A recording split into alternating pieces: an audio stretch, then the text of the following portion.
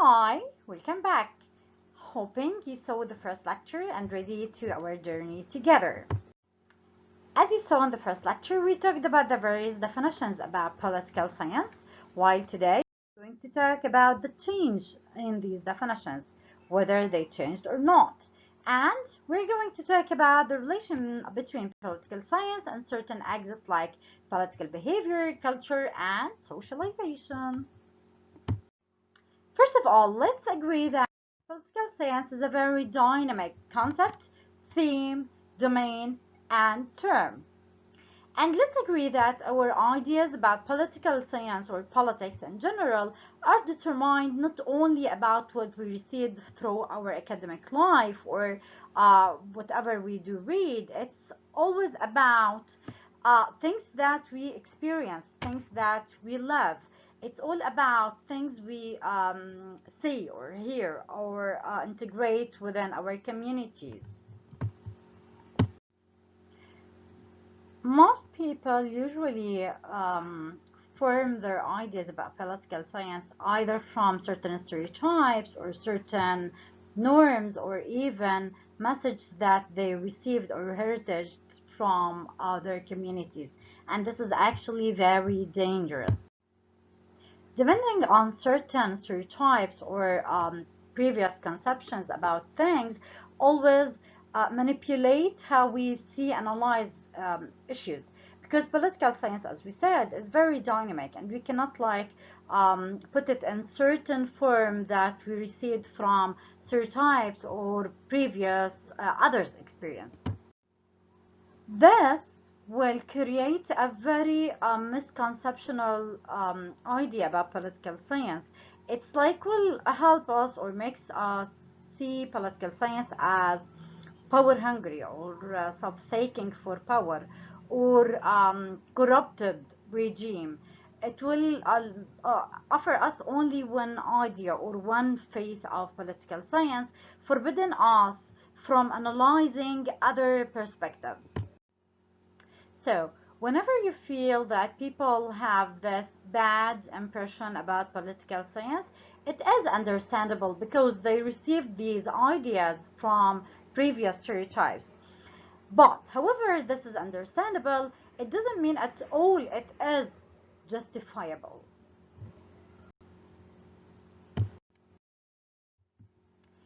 Because, as we said, the nature of politics, as we would consider it from political socialization, would lead us to define politics as anything that has to do with the government of the country or the regime or the political system itself. Actually, this definition is a very common definition, is a similar definition to that we can find on the concise Oxford definition and dictionary, because they always define political science as the art of science of government. But this is not enough, and this is not covering everything about political science. This short definition was thought to be acceptable for a very short of time, and it's like years ago. Therefore, two or three subjects were seen as making the core under this definition. They were concentrating on the study of constitution, constitutional law, and political philosophy. The definition has become a little bit academic or a little bit traditional and unchangeable, and it's concentrating about one point of view because uh, people were following only either politician or certain thinkers who created the idea about politics. These people who were responsible of creating these ideas, either part of the political system, political regime, or they are affiliated to this regime. This is exactly why they were concentrating about the political system, ignoring many others or many other elements. Okay, but as we agreed, this term is very dynamic, and to be more objective, let's determine certain elements or factors that cause the change on the term and on the concept itself. If we're gonna talk about a first core element that caused the change in political science term, let's talk about the expansion of the human rights. Actually, in the last 100 years, there has been a huge expansion in human rights and political rights, and even in the number of people who have the rights and aware about the rights. Um, uh, we can talk about a huge gap and a huge raise and people who really aware about their rights and practice these rights. Another interesting thing we can talk about in this element is the gender issue. Women are more aware towards their rights and citizenship. If we're gonna compare things in the last 2 decades, women were out of the map totally. Day by day, year by year, they are more powerful, they are more aware about their rights and their citizenship, and this kind of awareness actually changed the map of political participation and political regimes as whole. Okay, let's talk about the second element. If element number one was awareness, element number two will be about a new unit or a new actor in the communities, which are political parties. Political parties became more important and more dynamic, actually. They are the main mechanism to organize the election and the entire political process. It's not only the party who is governing the country. No, there is a new formula that every party in the country has a particular role. A third element would be the growth in the size and the responsibility of government to include health, education, information, transportation, communication, etc. These various aspects of the community raise the dynamic of political science and create a new dimension in the definition and in the domain itself. As the government expanded, bigger and large complex administrations had grown. The organization itself of the civil community and the civil service became very necessary, essential, and very active. Public administration became something different than the traditional role of it. Okay, element would be the interest groups or lobbies.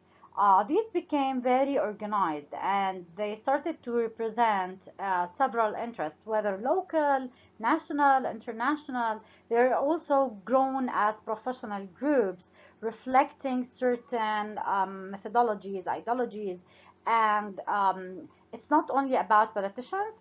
Nowadays, these lobbies or groups includes teachers, doctors, workers, professors, etc. One of the main purposes of these groups is to influence the policy, is to influence the government, to change the policies as like an advocacy groups to change the track of the policies.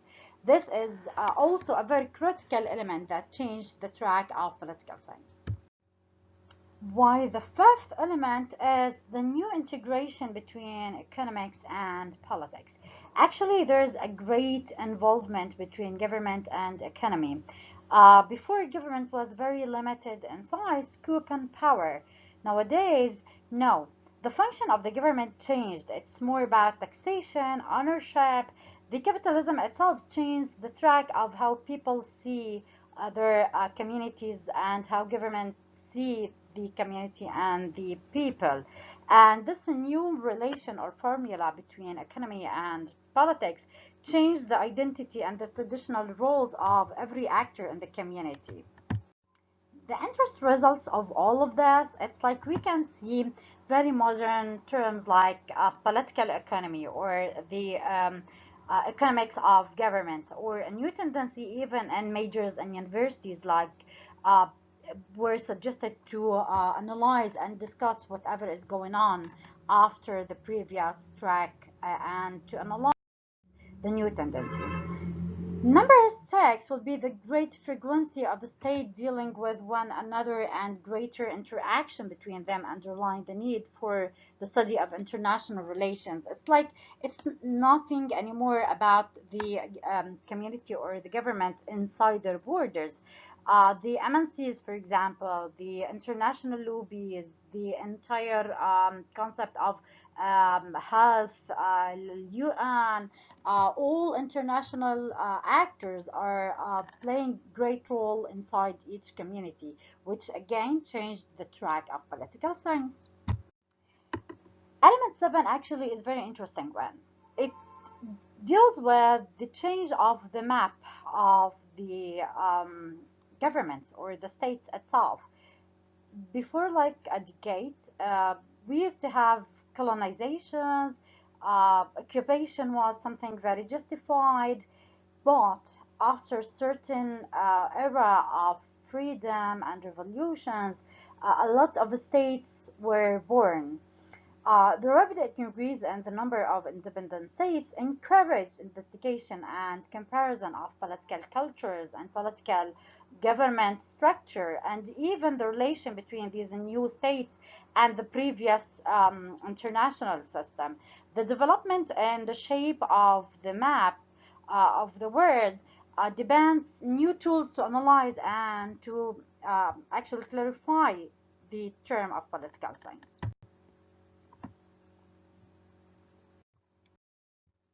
Okay.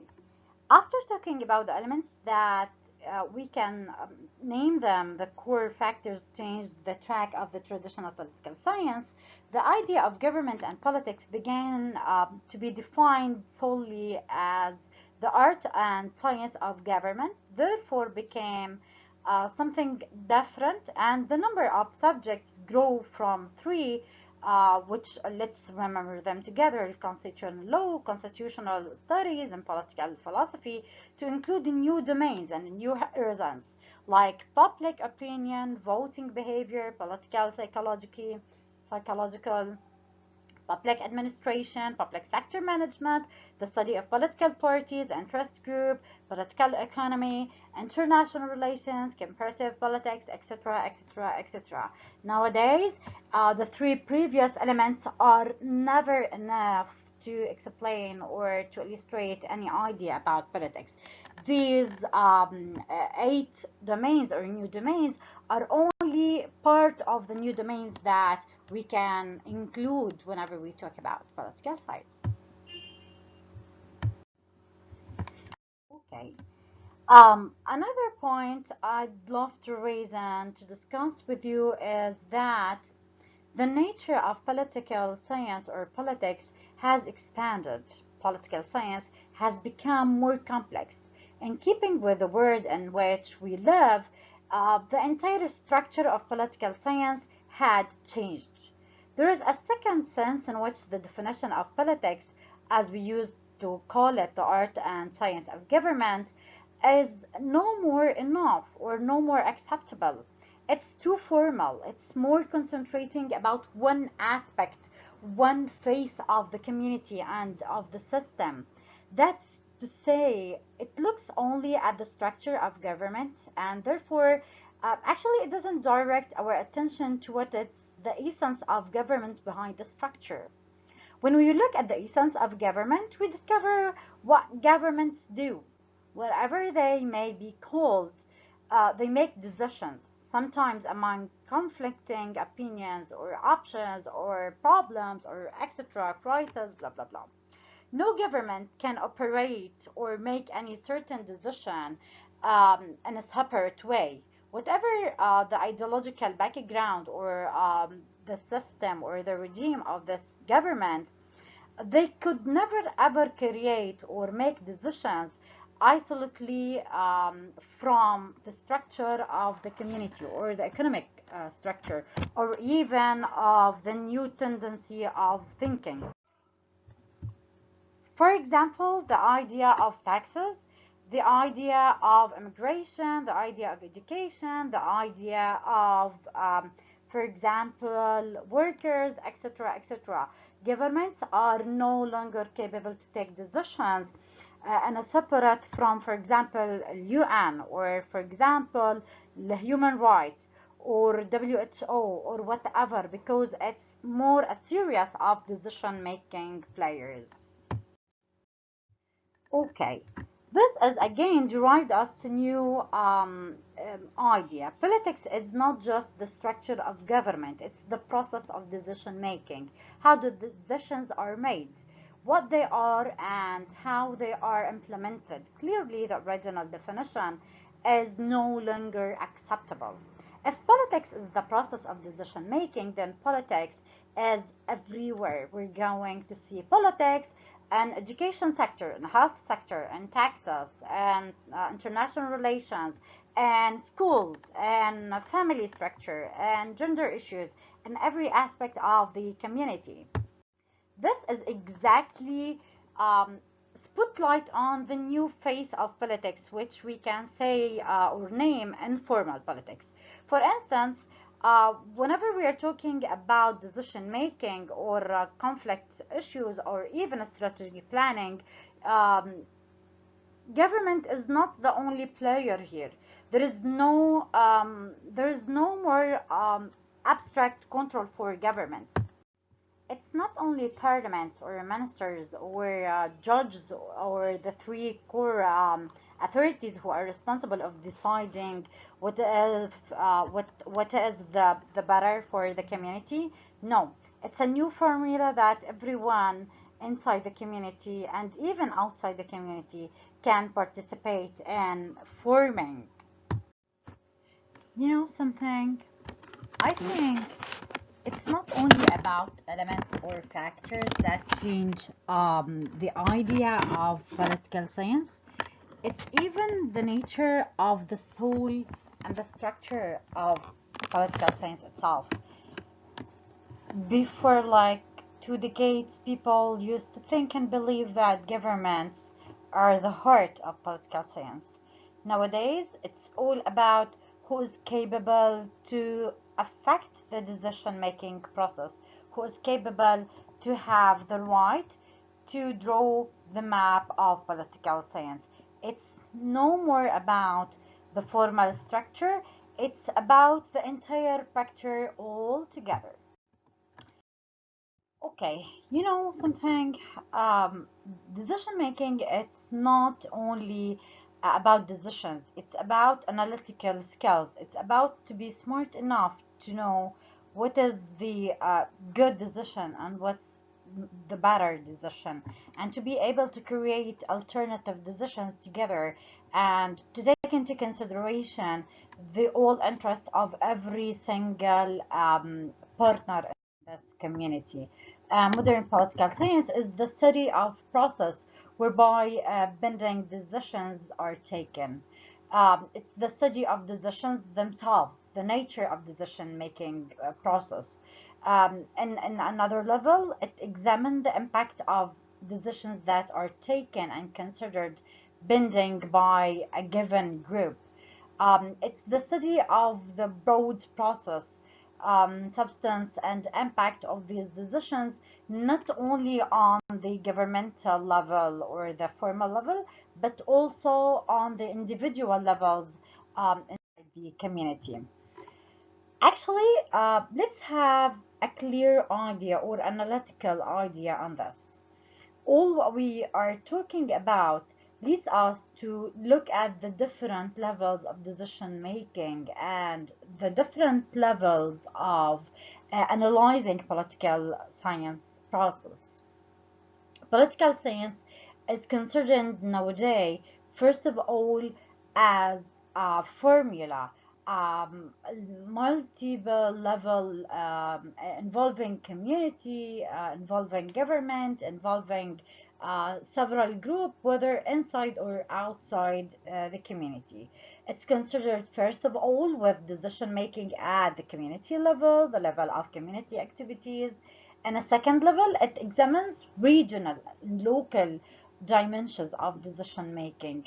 And this, it's a little broader in scope than looking at community activities and separate or isolated from the regional level or international level.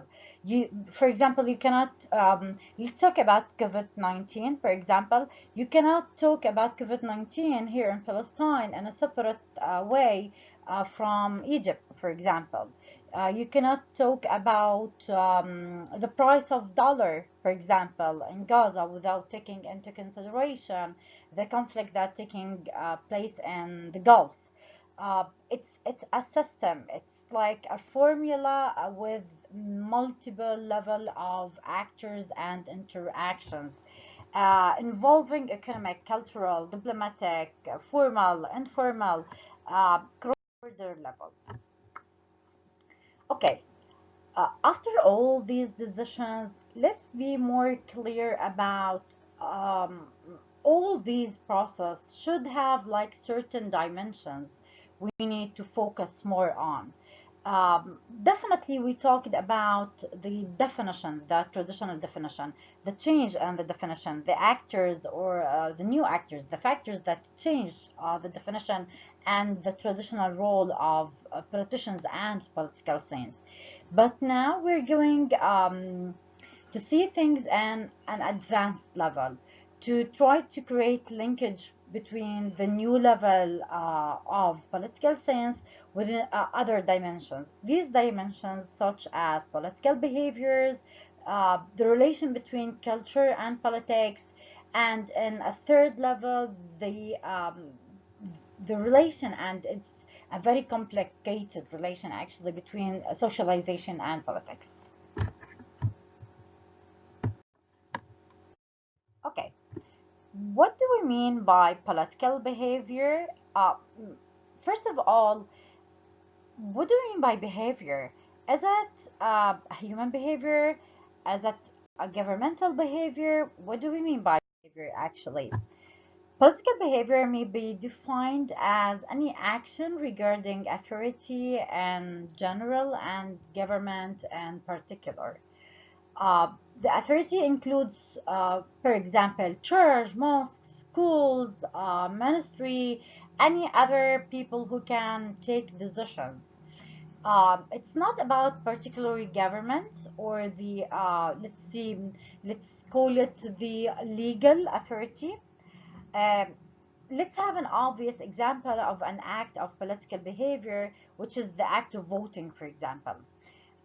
In general, this is one of the most clear examples about political behaviors because it's the most measurable attitude or behavior, if you want to call it like this. But again, voting is only one simple pattern or example of political behavior. Why do we talk about voting? Because simply it's one of the most easiest behaviors to be measured. For example, let's talk about the act of voting. Whenever you go to vote, it's not that you only decide who do you want to control or who do you want to have the right to be in the government. The other aspect of this act or this behavior is that you are determining who you do want to be inside the government. You are voting not only for people, you are voting for tracks, for policies, maybe for groups, maybe for minorities versus majorities. The active voting nowadays, it's not only that you go and the election, it's you are adapting an ideology, a certain mindset for certain policies. So one simple act reflects huge levels of interaction. Like nowadays, you're not gonna vote for any party without being very aware of their, for example, political program, for their plan for development, especially with the crisis that the entire world is facing. Um, it's it's about how you build. You only see the face of the building, but there is a huge work behind that. But let's have a minute to think. What could shape our political behaviors? Like, is it an abstract political behavior?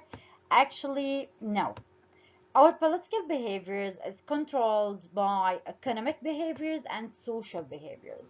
It's like there is a huge dimensions, a huge interaction between several actors and factors that change and shape our political behavior. For example, economic behavior may be defined as any act relating to the marketplace, any act of production, consumption, or distribution, the producing, buying, selling of goods, or participating and building the capitalism, etc. When you go into the bookshop or you buy something or you pay your taxes or you even stop buying something, it's all about participating towards the system in a certain way. When you decide to pay your tax or you decide not to pay your tax, this is a decision that you are taking towards the system itself. While if we're going to talk about social behavior, it's a little bit more general. Social behavior is a little bit relevant to the context, the community. It's about the culture, the raising context that we are really grown up through. Um, the problem here, are we controlled more with the economic or the social, or is it both of them?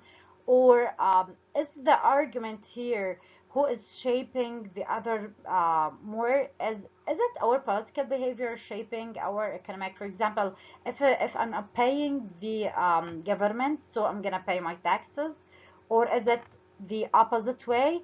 It's a huge dilemma that we cannot actually be very accurate about. The only thing that we can all agree about, like our choices, our behaviors, is controlled by a very complicated formula mixing between social context, economic background, cultural. It may go through changing, a lot of changes, development, transformation, terminological order, depending on maybe our psychological situation. It's never something easy to be measured, actually, and this is the great dilemma about political science in this context. So, apart from all of this, the political behavior of individuals may be presented as a multiple character way. But let's talk about a certain, let's say, or call them a core elements can shape our political behavior. We can talk about family, traditions, norms, the educational level. We can talk about the class that you are involved in. We can talk also about age, youth, gender, any kind of ethnic group, are you immigrants or not, religion, any kind of affiliation that you are, maybe you're affiliated to certain ideology, etc. Also, one of the very nice modern, let's say, behaviors we witness, elections, voting, election campaigns, electronic system. We can talk also about initiatives, advocacy campaigns. We can talk about the theory of a change, TOC. This is one of the most interesting theories that really reflects the idea of the new political science pattern. This is very important to talk about. Okay, one of the most interesting behaviors is the political participation. Actually, political participation, people will immediately translate it into voting, which is not right, because political participation could be in several levels and could be embedded through several actions. For example, we can have formal and informal political participation. We have conventional political participation, which take place within the norms and the tradition of particular system or regime, like going to a vote, participate with campaigns, etc. The act of voting, participating, including meeting, being member of a certain political group or political party. But we have the other side, the unconventional political participation, like all the actions that is taking are taking place outside the government, outside the formal track, like demonstrations, like campaigns. It could be aggressive sometimes. It's like street blocking. It's like any strikes, any action that is taking place without being covered under the formal coverage of the formal system. The interesting idea, interesting point about the change and integration or political participation, that people are tending to participate um, through the informal activities or behaviors more than the formal, which is a little bit weird. But if we're going to search for an explanation, we can say that people stop believed in political parties or political regimes, so they can find themselves more in uh, certain gathering or under certain umbrella of certain rights of uh, maybe affiliation or within certain groups, and they are more free to express themselves and they are more visible through these activities. It's all about expectations. Hi, okay, we reached to the end of this lecture. I know this is too much information, data, and knowledge. I hope you enjoyed it and you find it benefit. Till I see you next time, please be safe and remember, things are not what you see, it's what you want to see. Bye.